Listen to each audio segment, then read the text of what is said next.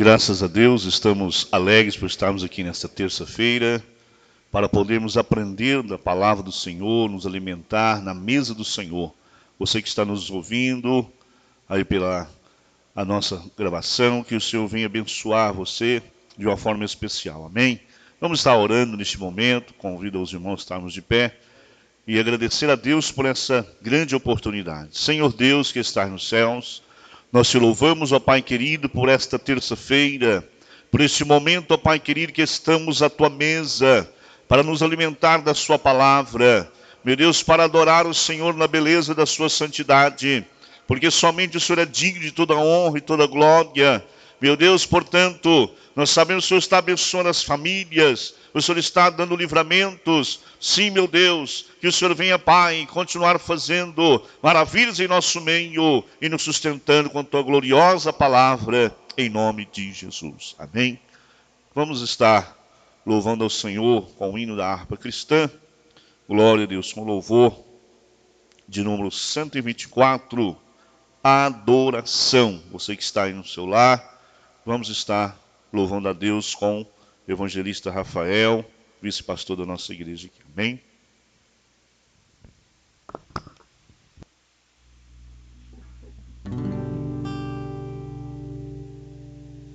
Adorai o Rei do Universo, terra e céu, cantai o seu louvor. Todo ser no grande mar submerso, louve ao dominador. Todos juntos o louvemos, grande Salvador e Redentor. Todos o louvemos, Régio dominador. Adorai-o, anjos poderosos, vós que sua glória contemplais. Vós remidos, já vitoriosos, graças rendei mais. Todos juntos o louvemos, grande Salvador e Redentor. Todos o louvemos, Régio dominador. Sol e lua, coros estrelares, sua majestade anunciai. Hostes grandes, centos de milhares, o seu poder mostrai. Todos juntos louvemos, grande Salvador e Redentor. Todos louvemos, Régio dominador. Vento, chuvas, raios, trovoadas, revelai o forte Criador. Pode ser, ó, serras retembadas, quão grande é o meu Senhor. Todos juntos louvemos, grande Salvador e Redentor. Todos louvemos, Régio dominador. Altos cedros, grama verdejante, sintonia aumentar. Os vermes, todo ser gigante, gratos a Deus louvai. Todos juntos o louvemos, grande Salvador e Redentor. Todos o louvemos, Régio dominador. Homens, jovens, velhos e meninos, adorai ao nosso Redentor. Reis e sábios, grandes, pequeninos, dai-lhe verás louvor. Todos juntos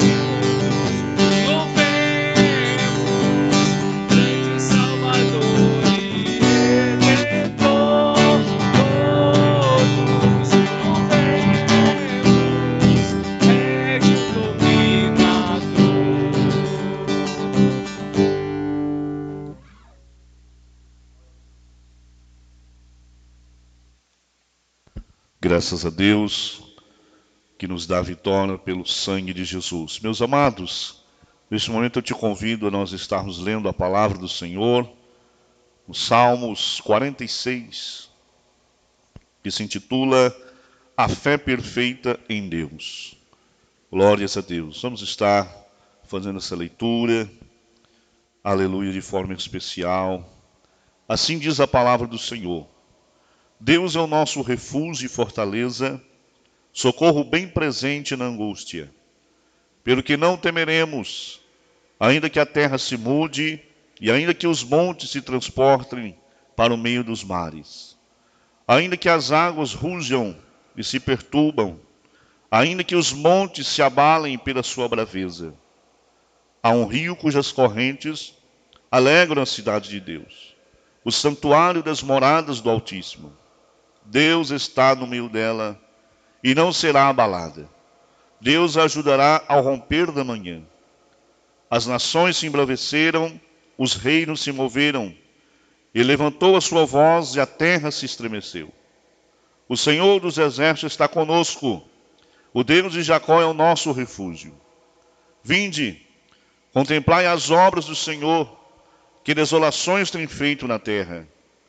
Ele faz cessar as guerras até o fim da terra. Quebra o arco e corta a lança, queima os carros no fogo. Aquietai-vos e sabei que eu sou Deus. Serei exaltado entre as nações, serei exaltado sobre a terra. O Senhor dos exércitos está conosco. O Deus de Jacó é o nosso refúgio. Amém? Vamos orar mais uma vez. Senhor Deus que estás no céu, nós te louvamos por esta palavra. Meu Deus, esta palavra nos mostra o quanto o Senhor é poderoso e maravilhoso. O Senhor, ó Pai querido, que age em nosso meio para nos garantir a vitória, para, meu Deus, mostrar a Tua glória, o Teu poder, a Tua grandeza. Que nesta noite, ó Pai querido, nós possamos entender que somente o Senhor é Deus e não há outro semelhante a Ti, Senhor. É o Senhor que faz assolações em toda a terra. É o Senhor que dá vitória, é o Senhor que levanta o caído, é o Senhor que cura o enfermo, é o Senhor que restaura a cada um de nós. Em nome do Senhor nós oramos e te damos graça por esta palavra tão maravilhosa. Amém? Vamos estar, aleluia, louvando com mais um louvor. Aleluia. O evangelista Rafael, vice-pastor, estará nos trazendo aqui mais um louvor. Logo após estaremos ouvindo a palavra do Senhor.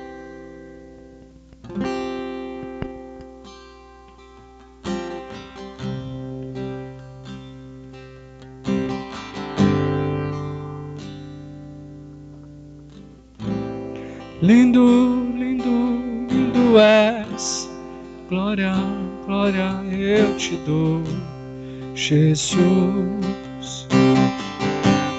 Jesus. Lindo, lindo, lindo és, glória, glória eu te dou, Jesus, Jesus. Lindo, lindo, lindo és, glória, glória eu te dou, Jesus, Jesus.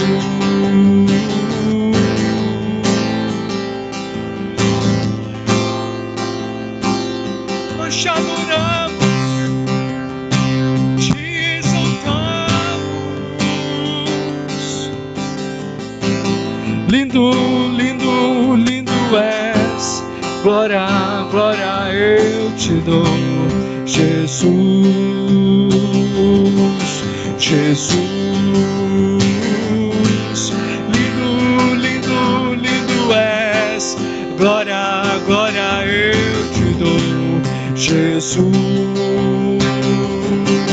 Jesus. Me leva à sala do trono, mostra a tua beleza, eu quero ver tua face. Me leva à sala do trono, mostra a tua beleza, eu quero ver tua face, Deus, eu quero ver. Me leva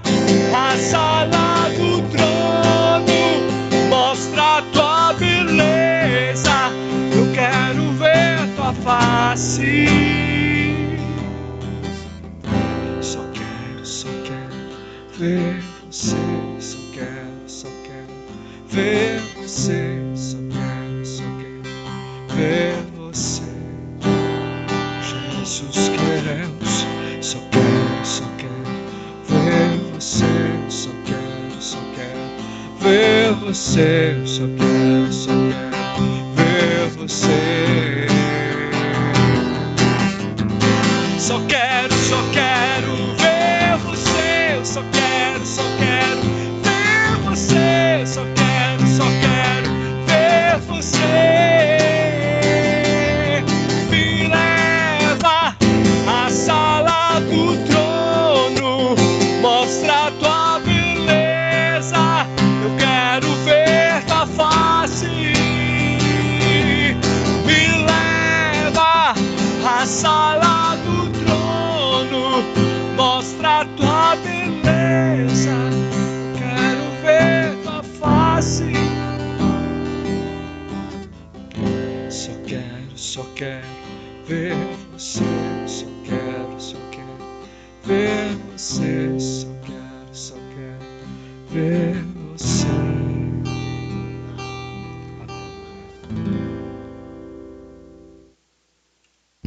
Glórias a Deus. Meus amados, a paz do Senhor Jesus Cristo. Neste momento estaremos recebendo a palavra do Senhor em nossa vida, em nosso coração. Nós vamos orar e o evangelista Rafael, terceiro vice-pastor desta igreja, estará nos trazendo a mensagem de Deus para o nosso coração. Meu Deus e Pai, nós te louvamos, muito obrigado por este dia tão maravilhoso, por esta noite tão abençoada. Ó Senhor, celebramos a Ti, porque vamos agora receber a Tua palavra. Ó, como precisamos desta palavra viva, poderosa na nossa vida. Usa o Teu servo, ó Pai, edifica as nossas vidas, consola os nossos corações, nos exorta, que os nossos pés estejam, ó Pai, alicerçados no caminho, que a nossa mente, ó Pai, esteja guiada pela Tua palavra e o nosso coração ensinado pela Tua palavra. Fala conosco agora, meu Deus e Pai, é o que nós te pedimos, no nome de Jesus. Amém, amém. Glória a Deus. Eu saúdo os irmãos com a paz do Senhor.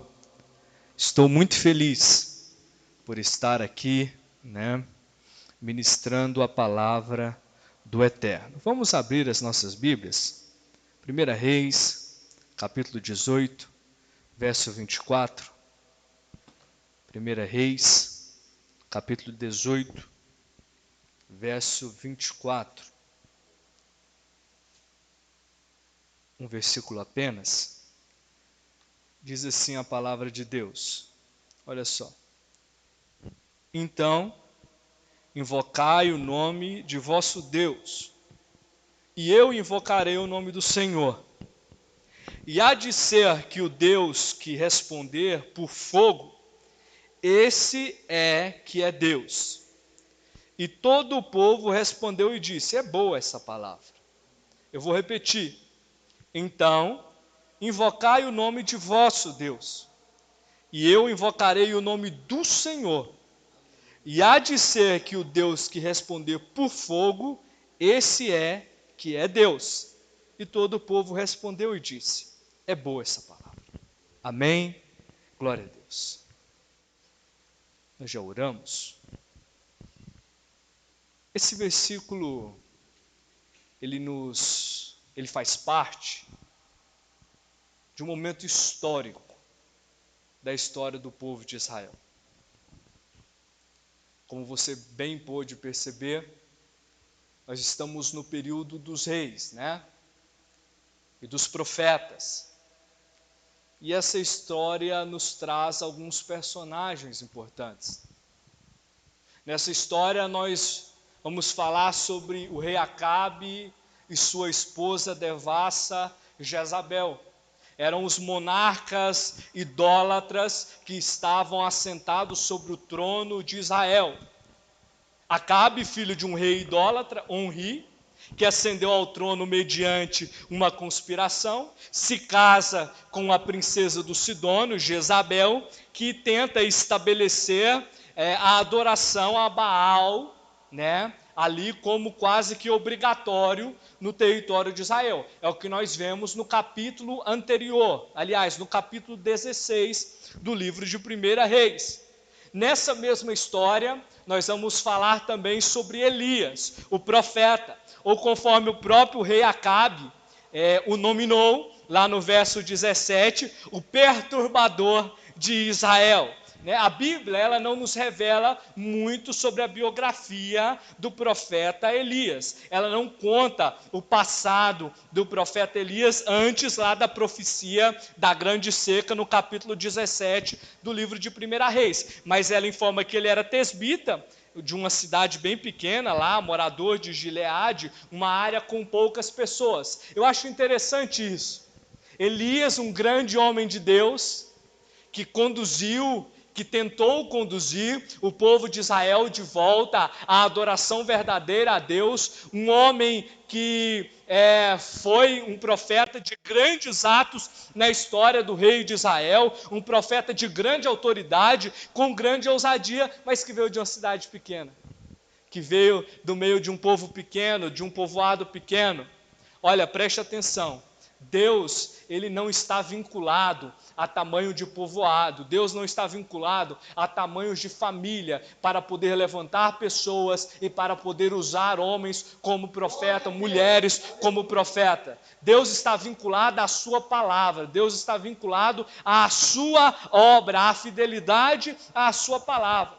Nós vamos falar aqui também sobre os profetas de Baal, os 450 profetas de Baal e os 400 profetas de postes ídolos, Baal, esses profetas adoravam, celebravam ali os cultos pagãos a Baal, que vem de uma palavra hebraica que significa ídolo, dono, senhor, marido, e que expressa várias ideias. Fala de deuses da natureza, alguns falavam que era o deus da chuva, outros falavam que era o deus do fogo. Depois Baal ficou também atrelado à ideia de fertilidade, mas era um deus completamente pagão, era um deus em que ali nos ritos dele envolvia abusos sexuais, sacrifícios infantis. Então era um deus abominável,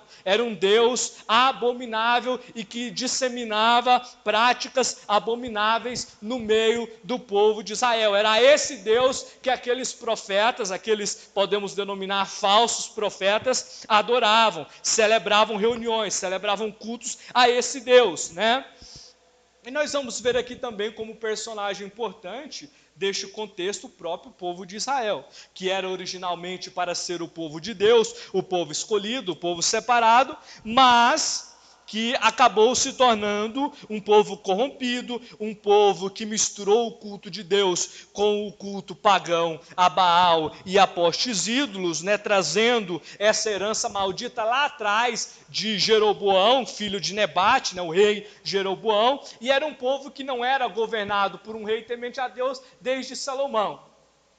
Então já havia algumas dinastias de reis que ali se misturavam, se cultuavam, uma mistura, e se dedicava cada vez mais ao culto a Baal e aos postes de ídolos. Por que eu estou falando desses personagens? Para que você entenda o contexto e para que você não saia fazendo aplicações equivocadas e apressadas deste texto conhecido, que é o grande desafio do profeta Elias frente aos profetas de Baal. Você com certeza já ouviu pregar muitas vezes acerca dessa história, mas se nós a divorciarmos deste contexto e se nós não entendermos quem são os personagens aqui envolvidos, nós vamos ser tendenciosos a fazer aplicações ou, como posso dizer, nós vamos ser tendenciosos a querer espiritualizar tudo sem entender o que cada pessoa, o que cada elemento faz ali na história. Mas vamos prosseguir, agora vamos adentrar ao que interessa. Se você pegar a sua Bíblia no início do capítulo 18, e se você começar a ler lá no versículo de número 1, você vai ver que Elias tomou a iniciativa de se apresentar ao rei Acabe. Antes disso, Acabe e Jezabel haviam promovido uma grande caça e matança aos profetas. Obadias, servo de Acabe, havia escondido 100 profetas e alimentado eles. Mas Elias, ele era o representante do remanescente. Ele era aquele que tinha coragem, ele era aquele que se apresentava e que profetizava contra o rei, contra a idolatria, sempre que Deus manifestava uma palavra no coração dele. Então Elias toma a iniciativa de procurar o rei Acabe. Elias, ele sente no coração, é lógico, a vontade de Deus sobre o que ele estava prestes a fazer, mas ele toma a iniciativa. Ele vai até o servo, encontra Obadias, que era o mordomo de Acabe, e fala: Obadias, vai e avisa para o rei Acabe que eu quero encontrar com ele. Obadias fala: você é louco? Estou parafraseando. Obadias, ele é tomado por um medo diante dessa proposta, dessa vontade de Elias de encontrar o rei Acabe. Por conta disso tudo que eu acabara de falar. Fala: olha, você é louco, você vai encontrar ele. Eu escondi 100 profetas. Não sei se você sabe, eu escondi 100 profetas. Aí agora, se eu for até ele e depois ele não te achar, eu vou pagar o pato. Eu vou morrer, eu vou ser assassinado. Elias vira para ele e só responde assim, curto e grosso e direto: hoje eu vou falar com o rei Acabe. Esse encontro está marcado por Deus. Esse momento está marcado, está designado por Deus e vai acontecer, quer você queira, Obadias, ou não.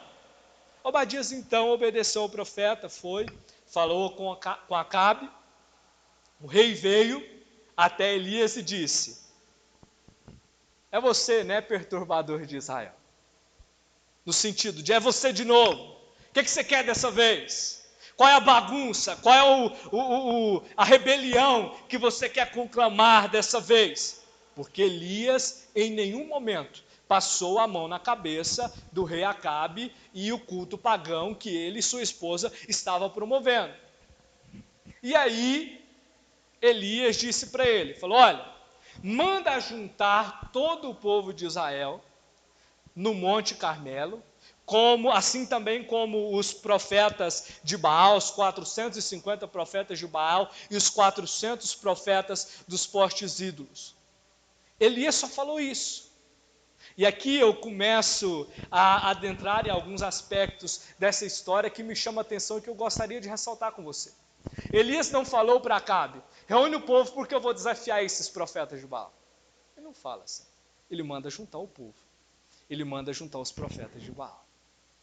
Depois, Acabe manda mensageiros, reúne os filhos de Israel, ajunta os profetas de Baal e os profetas dos postes ídolos lá no Monte Carmelo, conforme Elias havia determinado.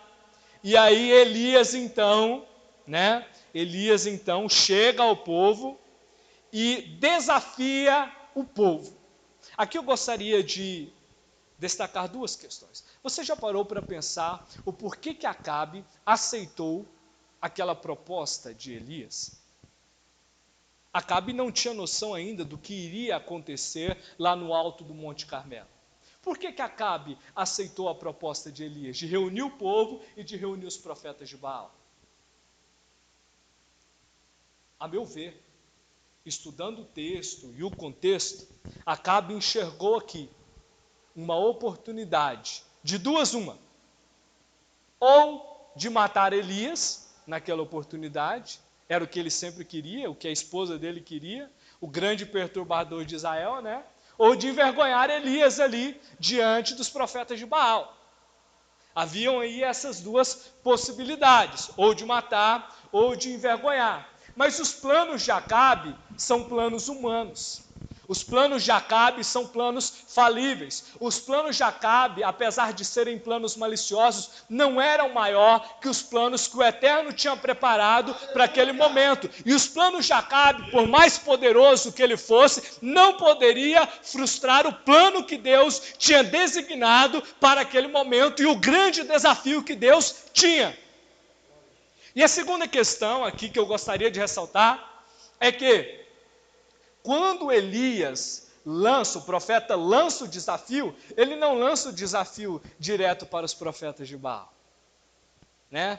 Ficou conhecido como o grande desafio de Elias aos profetas de Baal. Mas a palavra de Deus, lá no versículo 21 do capítulo 18, nos diz: então Elias se chegou a todo o povo e disse: até quando cocheareis entre dois pensamentos? Se o Senhor é Deus, seguiu. Se é Baal, seguiu. Porém o povo nada lhe respondeu. O desafio lançado ali naquele momento, ele era destinado ao povo de Israel.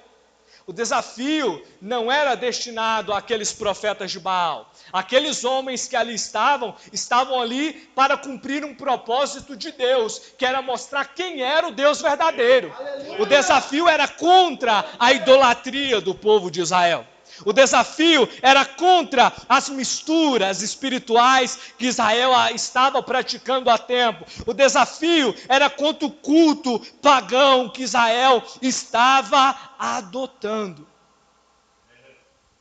Deus poderia muito bem acabar com tudo num simples estalar de dedos. Falar, vocês acham que Baal é Deus? Vou reunir aqui os profetas de Baal e dos postos ídolos, vou fazer assim, ó, pá, acabou, morreu. Lembram de Corá, Datã e Abirão? O que aconteceu com aqueles revoltosos? Deus abriu a terra e engoliu todo mundo. Deus poderia ter usado este método, mas Deus não tinha esse propósito. Deus tinha um propósito de revelar que Ele era o verdadeiro Deus. Deus tinha o propósito de manifestar que Ele era o Deus de Israel e que Baal nada era. E que Baal e os postes ídolos não passavam de mera criação humana. Eram deuses mortos, eram deuses que não podiam fazer nada. E assim Ele cumpriu. E assim a história segue. E aí Elias vem e continua. O povo não falou nada. O povo ficou calado. É lógico que ficarão calados. O que o povo de Israel poderia falar em resposta ao homem de Deus naquele momento? Aquela era a verdade. O povo estava sendo confrontado com o seu pecado. O povo sabia que não tinha o que responder naquele momento para o profeta Elias. Então ele disse: só eu fiquei dos profetas do Senhor. É o verso 22. Pode acompanhar com a sua Bíblia aberta. E os profetas de Baal são 450 homens. Elias está dizendo: olha, esse rei e essa rainha que governam sobre vocês e que promovem esse paganismo, eles mataram inúmeros homens de Deus. Fiquei só. Fiquei sozinho, mas não vou desistir, não vou desanimar do propósito, do projeto que Deus tem para cumprir no povo de Israel. E vou continuar pregando a verdade, mesmo que para isso eu tenha que, de certa forma, enfrentar 450 profetas de Baal. Elias está falando, Deus, o Deus que eu sirvo, não teme esses 450 profetas que estão aqui, falsos profetas de um falso Deus, porque Ele é o Deus verdadeiro e Ele é o Deus que age através de mim.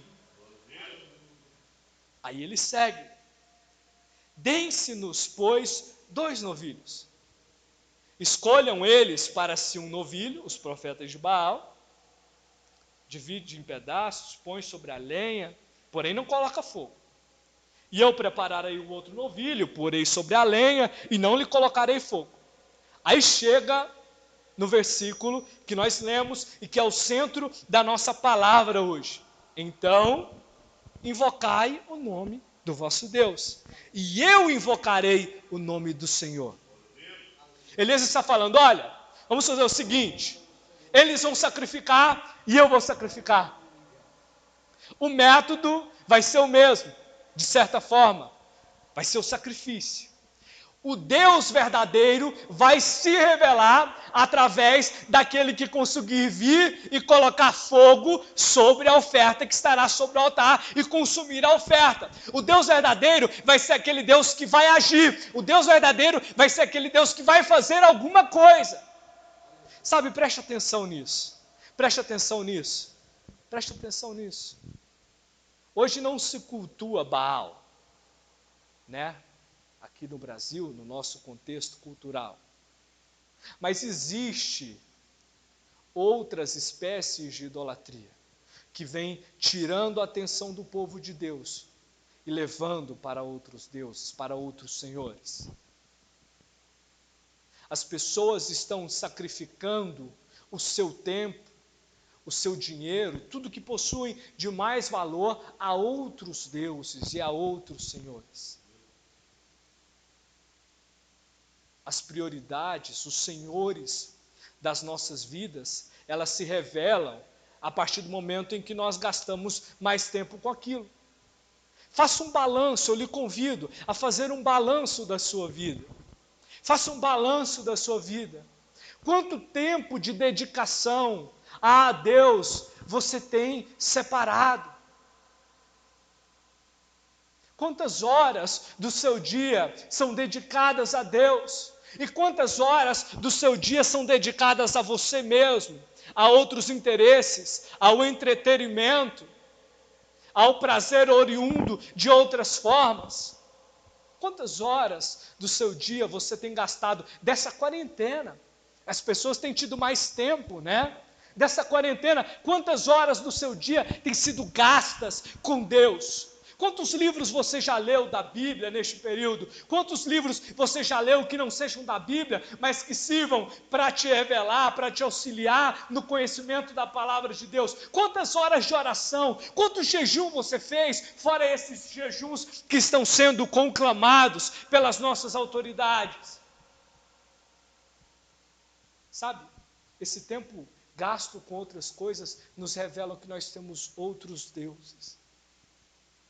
É o Deus do entretenimento, é o Deus do prazer, é o Deus do trabalho, é o Deus do dinheiro. Quantas pessoas, quantos crentes eu tenho visto nas redes sociais manifestando desespero e opiniões políticas até duvidosas e não fundamentadas. Eu preciso trabalhar, eu vou morrer de fome se eu não trabalhar, minha família vai para... Que isso? Quem é o seu Deus? Quem é o seu Deus? Quem tem sido o seu Deus? As tuas prioridades revelam o teu verdadeiro Deus, o Deus que você está servindo. Sabe, eu estava ouvindo um podcast na semana passada, e o podcast era sobre a reforma protestante. E naquele capítulo que eu estava ouvindo, estava sendo discorrido a respeito de João Calvino. Preste atenção nisso. Nós temos a tendência de associar João Calvino direto à doutrina da predestinação, imediatamente. Só que as pessoas não sabem que Calvino escreveu mais de 96% da sua obra acerca de outras coisas. Que Calvino dedicou mais de 96%, quase 100% do seu tempo à oração. Calvino morreu de orar. Calvino orava 4 vezes por dia.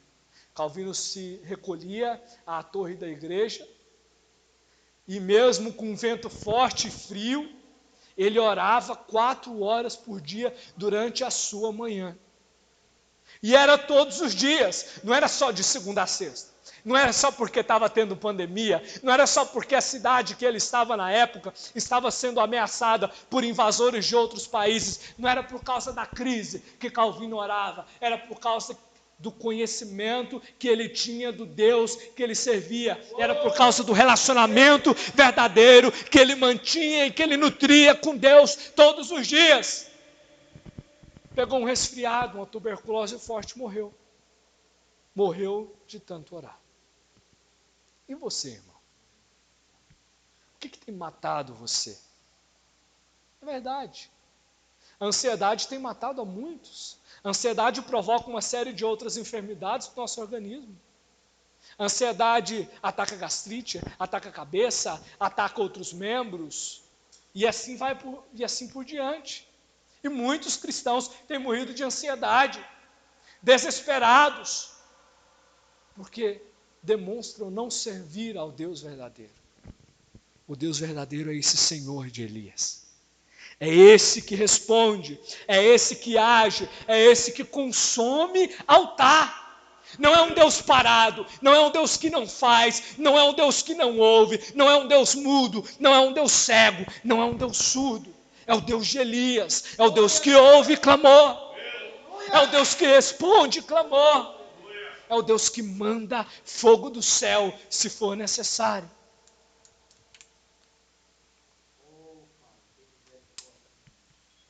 E aí segue, verso 25. Disse Elias aos profetas: escolhei aí o novilho que vocês querem e vamos começar, né? No verso 26, começa a nos demonstrar o início do culto e da celebração dos profetas de Baal. Eles começou de manhã e foi até o meio-dia, e eles faziam daqui, faziam acolá, rodeavam o altar, manquejavam. Quando a Bíblia fala que os profetas manquejavam, isso significa que eles faziam isso daqui, ó. Eles caminhavam e ajoelhavam com a perna. Caminhavam e ajoelhavam com a outra perna. Fizeram isso, não resolveu. Aí eles continuaram. Aí eles passaram a dilacerar o próprio corpo. Obrigado, irmão. Passaram a derramar o próprio sangue. A Bíblia nos revela isso. Passaram a se cortar e a derramar o próprio sangue. Mas Baal não ouvia. A Bíblia nos fala que o profeta Elias começou a zombar deles. Olha, clamem mais alto. Pode ser que esse Deus de vocês esteja meditando, ou atendendo a necessidades, ou viajando, ou dormindo. E aí se vocês gritarem mais alto, pode ser que ele acorde. E aí eles gritavam mais alto e nada acontecia. Nada acontecia. Nada acontecia. Um Deus que não tem vida é um Deus que não age. É um Deus que não faz nada. Não adianta você querer colocar qualquer outro altar lá na sua casa, na sua família, e achar que aquele Deus vai resolver os seus problemas. Não adianta você achar que trabalhar mais nessa crise vai te dar mais dinheiro e vai resolver os seus problemas. Eu me esqueci o nome do escritor, mas certo escritor colocou uma vez que nós temos um buraco existencial do tamanho de Deus. Que se nós tentarmos preenchê-lo com outra coisa que não seja Deus, não vai preencher, não vai haver satisfação. Nós fomos criados com um chamado, e o nosso chamado é relacional. O nosso chamado é para se relacionar com Deus. Quando Deus cria o homem, lá no livro do Gênesis, e o homem peca, e o homem cai, e Deus na viração do dia vai até o jardim e procura o homem. Lembram-se dessa passagem? Sabe, Deus sabia onde o homem estava. Deus sabia onde o homem estava. Ele é onisciente, onipresente e onipotente. Não é que Adão e Eva tinham conseguido se esconder de Deus no jardim. Quando Deus procura por Adão, Ele está na verdade chamando Adão para um relacionamento. É falando: Adão, cadê você para nós caminharmos pelo jardim? Cadê você para nós conversarmos, para eu lhe revelar coisas ocultas, para que nós continuemos o nosso relacionamento de afeto? Esse é o chamado relacional que nós temos.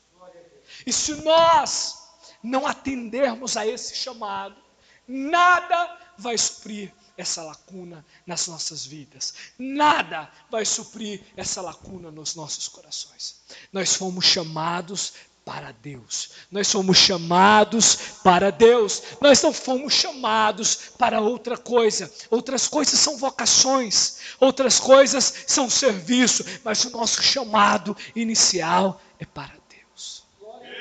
O povo de Israel havia se esquecido e colocado Deus de lado. Foi necessário esse remédio, essa medida drástica, essa demonstração de força. A palavra diz que Baal não ouviu. E aí chegou a hora do profeta Elias. E aí o profeta consertou o altar. Chamou o povo primeiro, consertou o altar. E o profeta pega 12 pedras, cada pedra representando uma tribo de Israel. E o profeta coloca uma pedra, coloca outra pedra, coloca a lenha e coloca o holocausto. Só que o profeta faz mais, porque isso os profetas de Baal tinham feito. Tinha pedras no altar dos profetas de Baal. Tinha lenha no altar dos profetas de Baal. E tinha holocausto no altar dos profetas de Baal. Só que o profeta Elias manda encherem 4 cântaros com água e derrama sobre o holocausto, sobre o altar, e faz isso por 3 vezes. E ele faz um rego ao redor do altar e enche de água, encharca tudo, tudo. Você já parou para pensar que isso que Elias fez não estava previsto na lei mosaica? Não estava previsto no livro de Levítico. Lá era diferente o sacrifício. Não envolvia embebedar todo o altar e construir rego e meter água em tudo. Não envolvia isso.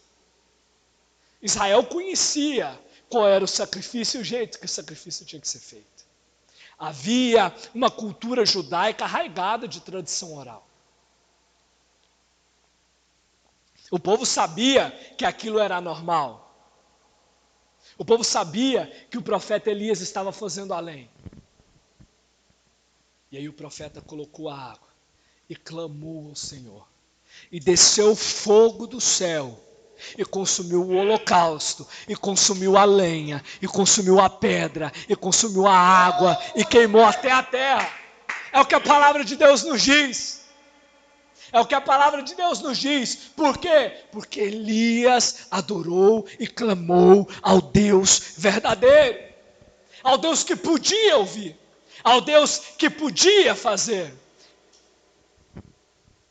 Sabe? Se você presta atenção e vai a fundo nessa história, você percebe que o sangue derramado pelos profetas de Baal não foi suficiente para trazer fogo do céu. Não foi suficiente para mover um favor de um Deus. A gente observa que só um sangue derramado poderia satisfazer a Deus. Naquele momento da história, foi um sangue sacrificial, foi um holocausto. Mas no limiar da história foi o sangue do Cordeiro verdadeiro e vivo. Do Cordeiro perfeito, do Cordeiro que não tinha erro, do Cordeiro santo. Do Cordeiro imaculado, do Cordeiro que era Cordeiro, mas que também era o sacerdote. E a história nos conta que consumiu tudo, o povo caiu em si, o povo percebeu quem era o verdadeiro Deus. E aí Elias incitou o povo prendeu os profetas de Baal, e Elias matou os profetas de Baal.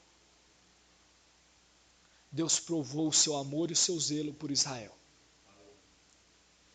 Deus provou que Ele era Deus amoroso, mas que Ele também era Deus zeloso, e que Ele era Deus justo e que não aceitava mistura. Naquele momento era através de sacrifícios, era a lei que vigia, era a lei que imperava. Mas hoje, nessa nova dispensação, é a graça. Foi o sangue de Jesus Cristo derramado que provou a justiça de Deus, que demonstrou a justiça de Deus, e nós passamos a poder encontrar aceitação, nós passamos a ser reconciliados. E assim nós sabemos que Ele é o verdadeiro Deus. O mesmo Deus que consumiu aquela oferta é o verdadeiro Deus, porque Ele é o Deus que salva. Ele é o Deus que faz, Ele é o Deus que age, Ele é o autor que amou o homem. Eu, para encerrar, digo isso.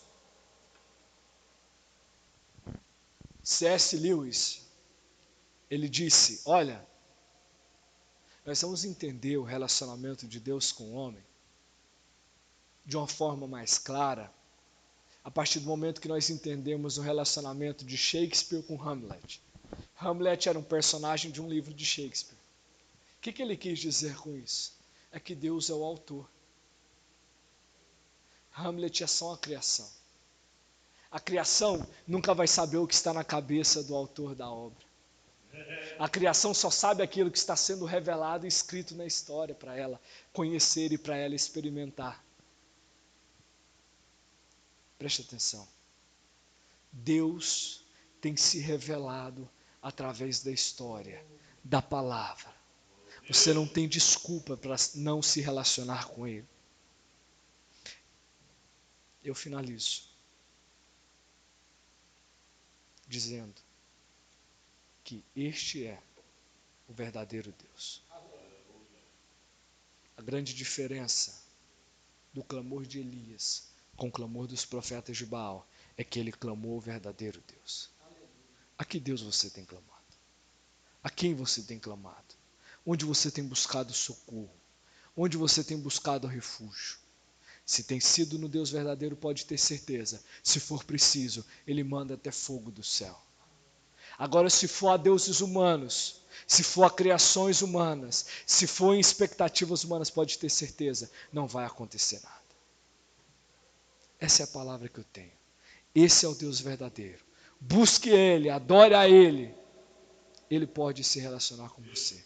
Ele quer se relacionar com você. Ele quer se revelar a você de forma mais profunda a cada dia mais.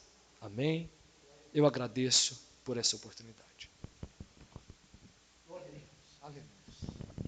Vamos orar. Vamos clamar e clamar ao Deus de Elias. Vamos clamar agora ao Deus que nos ouve, ao Deus que nos responde, ao Deus que diz: eu sou Deus. Amém?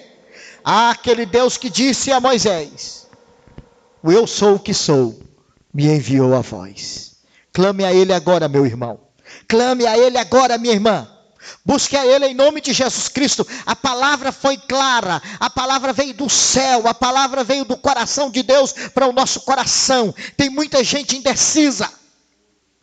Tem pessoas que estão frequentando as igrejas e estão indecisas, não se decidiram no coração a quem servir de verdade. Não é tempo de duvidar, não é tempo de titubear, não é tempo, irmãos, de servir a dois senhores. Aleluia, é tempo de servir ao único Deus verdadeiro. Amém? Amém? Deus está chamando a nossa atenção. Deus está querendo dizer: eu sou.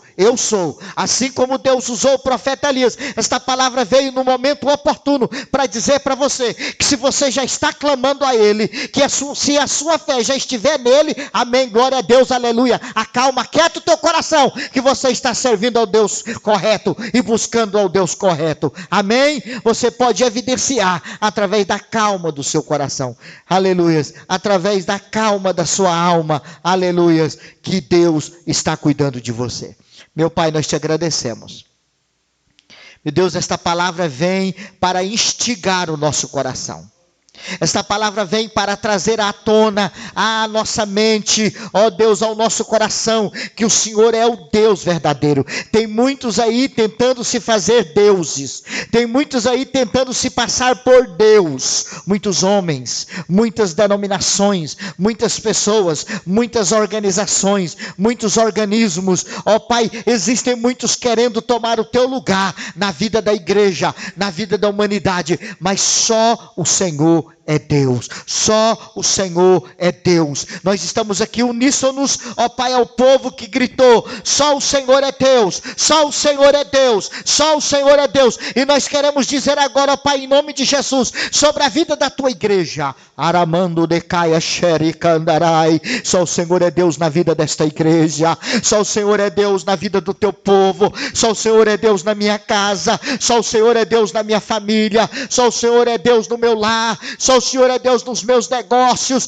só o Senhor é Deus hoje, só o Senhor é Deus eternamente, aleluia. Comece a declarar, meu irmão, comece a declarar, minha irmã, comece a declarar, comece a bradar: só o Senhor é Deus, só o Senhor é Deus. Pode vir pandemia, pode acontecer o que acontecer, só o Senhor é Deus, só o Senhor é Deus. Ele levanta a sua voz e a terra se dissolve, ele levanta a sua voz e a guerra acaba, ele levanta a sua voz e o mar acalma, ele levanta levanta a sua voz e a tempestade cessa. Comece a declarar sobre a tua casa agora. Amém? Comece a declarar sobre o teu coração agora. Põe a mão sobre o teu coração. Põe a mão sobre o teu coração. Aleluia. Vamos agora fazer uma declaração profética. Em nome de Jesus, põe a tua mão sobre o teu coração e diga agora comigo: meu coração, só o Senhor é Deus. Diga agora: meu coração, só o Senhor é Deus. Mais uma vez: meu coração, só o Senhor é Deus. Diga para a tua alma: aquieta-te, ó minha alma.